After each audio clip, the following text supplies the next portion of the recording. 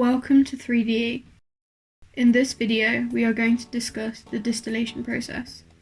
Distillation is a combination of two opposite and independent processes: evaporation and condensation.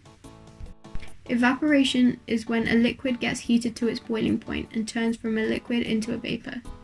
For example, when you boil a kettle, the water gets converted into a vapor simply because of the heat added to the liquid. Condensation is when vapor gets converted back to a liquid. An example of this is when water vapor collects on the window. The temperature outside the window is colder and therefore the water particles in the air turn into a water vapor. When both of these processes take place one after the other in a controlled manner, distillation occurs. There are many applications for distillation. The one we will be discussing is how to extract salt from salt water. First, we will talk about the experimental setup that is used in most labs. This is a stand and a boss, which holds the setup. This is a round bottom flask. It holds the salt water. It has a thermometer and bung at the top, so the water vapor doesn't escape. The round bottom flask has two chambers, one evaporation chamber and condensation chamber. In the evaporation chamber, the water from the salt water will evaporate towards the condensation chamber. The temperature inside the condensation chamber will be low due to the continuous flow of water inside the cooling chamber.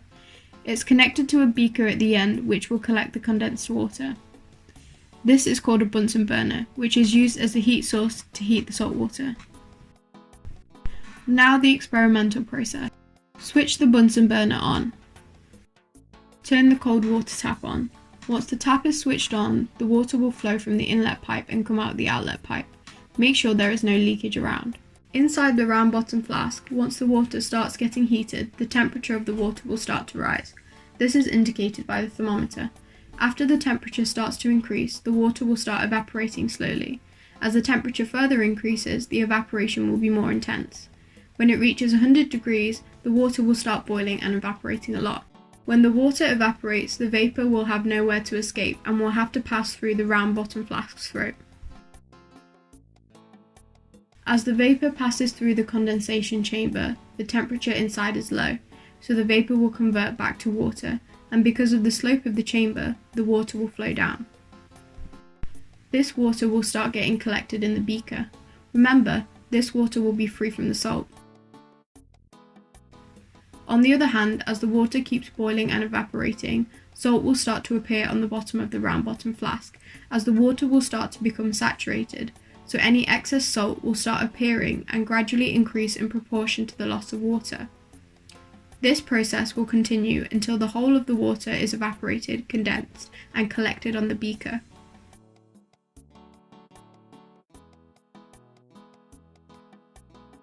At the end of this process, the salt will remain at the round bottom flask and the water will remain at the collection beaker.